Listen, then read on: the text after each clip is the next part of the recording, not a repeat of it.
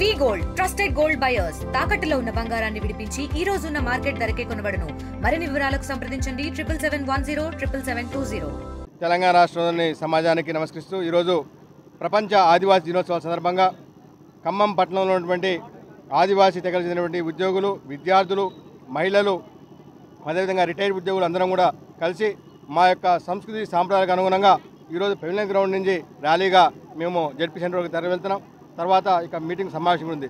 ముఖ్యంగా ఈ సందర్భంగా ప్రపంచ ఆదివాసీ దినోత్సవం సందర్భంగా మేము రాష్ట్ర కేంద్ర పాలకులకి అదేవిధంగా అధికారులకి పాత్రికేయులు తెలియజేయందంటే అసలు ఈ దేశంలో ఉన్నటువంటి ఆదిమ తెగలు, ఆదివాసీ తెగలు స్వాతంత్రానికి పూర్వమే బ్రిటిష్ వారు పరిపాలిస్తున్నప్పుడు, తదనంతరము స్వాతంత్రం వచ్చిన తర్వాత రాజ్యాంగం రాసినప్పుడు ఏవైతే తెగలు అడవిని నమ్ముకొని ఈ యొక్క చిరుధాన్యాలు, కొర్రలు, సామలు, మరి జొన్నలు, అవిసెలు ఇటువంటి చిరుధాన్యాలు తింటూ అదేవిధంగా అడవిలో దొరికినటువంటి ఇప్పపూలు ఏరుకుంటూ కందగడ్డలు, చెన్నంగి గడ్డలు, తుమ్మబంక మరి వేరుకుంటూ తిని జీవించేటువంటి యొక్క ఆదివాసీ తెగలు ఏవైతే కోయా, గోండ్, కొలాం, పర్దాన్, తోటి, కొండరెడ్డి, చెంచున్నాయో ఈ తెగలు రాను రాను ఈ యొక్క అభివృద్ధి ఫలాలకు దూరం అయిపోతున్నాయి. ఈ యొక్క రాష్ట్రంలో ముఖ్యంగా తెలుగు రాష్ట్రాలు చూసుకున్నటువంటి ఈ యొక్క రిజర్వేషన్లు ఓటు బ్యాంకు రిజర్వేషన్లుగా మార్చడం వల్ల పాలకులు అనేక మందికి కోరిన వెంటనే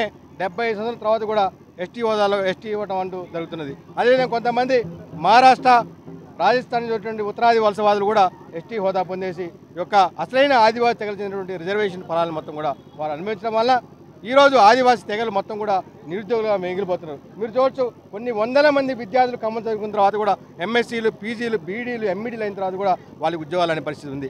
అదేవిధంగా బీటెక్లు, ఎంటెక్ చేసినటువంటి ఆదివాసీ తెగలకి ఉద్యోగాలు అనే పరిస్థితి ఉంది. ఇవన్నీ పోవాలన్నా అదేవిధంగా అడవులు మొత్తం నాశనం అయిపోతున్నాయి. కానీ అడవిలో ఉన్నటువంటి గుంట భూమి కూడా అసలైన ఆదివాసులు దక్కట్లేదు. పొడి భూములు మొత్తం కూడా వేల ఎకరాలు కూడా పరాయికం చెందుతున్నాయి.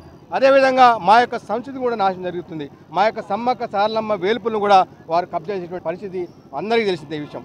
కాబట్టి మేము ఇప్పుడు కూడా పాలకులను కోరేది ఏంటంటే, పార్టీలు ఏమైనా కావచ్చు, మీరు అధికారంలోకి వచ్చిన తర్వాత ఈ యొక్క దేశ మూలవాసిన ఆదివాసీ తెగల్ని కాపాడటానికి మీరు ఖచ్చితంగా ఐక్యరాజ్య సమితి ఏదైతే తీర్మానం చేసిందో దానికి అనుగుణంగా మా యొక్క ఆదివాసీ తెగల్ని కాపాడాలని, ఈ యొక్క నిజమైన ఆదివాసీ తెగలు ఎవరైతే ఉన్నారో కోయా, గోండు, కొలాం, పర్దాన్, కొండరెడ్డి, చెంచుల్ని కాపాడటానికి మీరు ప్రత్యేకంగా ఈ యొక్క మొన్ననే టీఎస్ తీర్మానం పెట్టారు. అదేవిధంగా ఎమ్మెల్యేలని, అదేవిధంగా ప్రొఫెసర్లని, పాత్రికేయులు అందరినీ కూడా కూర్చోబెట్టుకొని ఈ యొక్క అభివృద్ధి ఏ విధంగా చేయాలని మాట్లాడాల్సిందిగా కోరుకుంటూ రేవంత్ రెడ్డి గారికి అదేవిధంగా నరేంద్ర మోడీ గారికి పేరున వారికి కోరుకుంటూ ఆదివాసీ సమాజం తరఫున కోరుకుంటూ అందరి దగ్గర తెలుసుకున్నాము. జై ఆదివాసీ, జై జై ఆదివాసీ. విద్యార్థి సంఘం రాష్ట్ర ప్రధాన కార్యదర్శి.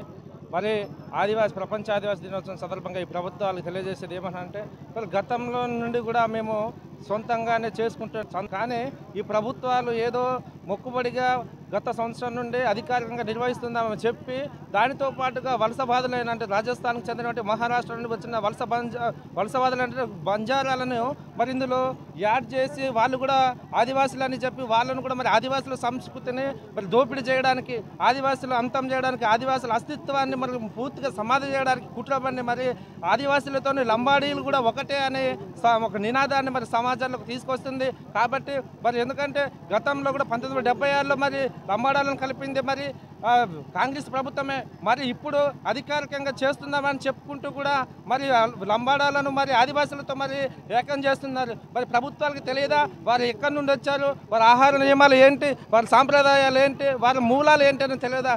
అసలు మరి ఈ దేశ మూలవాసులు అంటే ఆదివాసులకు అన్యాయం చేస్తూ వలసవాదులైన లంబాడాలకు పెద్దపీట వేస్తున్నారు. కాబట్టి మేము ఎందుకంటే ప్రభుత్వాన్ని ఒకటే విజ్ఞప్తి చేస్తున్నాం, ప్రతిసారి లంబాడాలతో ఆదివాసులతో లంబాడాలు కలిసి తర్వాత మీటింగ్లు ఏర్పాటు చేయమని చెప్తున్నారు. లేకపోతే శాంతి భద్రత విఘాతం కలిపితే దాని ప్రభుత్వం పూర్తి బాధ్యత వహించాల్సి ఉంటుంది. కాబట్టి మేము ఈ ప్రభుత్వాన్ని తెలియజేస్తున్నాం. ఎందుకంటే ఇప్పటికైనా ప్రభుత్వము తెలుసుకొని అసలైన ఆదివాసులకు న్యాయం జరిగేలా ప్రభుత్వం చర్యలు తీసుకోవాల్సిందని ఆదివాసీ విద్యార్థి సంఘం రాష్ట్ర పక్షాన మేము తెలియజేస్తున్నాం. తెలుగులో న్యూస్ కి ఫాస్టెస్ట్ యాప్ ఇప్పుడు టోటలీ న్యూ అవతార్లో జస్ట్ 5 seconds లో కంప్లీట్ న్యూస్, సోషల్ మీడియాలో ట్రెండ్స్ కి one stop solution, live TV app, voice search option తో ఇప్పుడే డౌన్లోడ్ చేయండి లేదా అప్డేట్ అయిపోండి.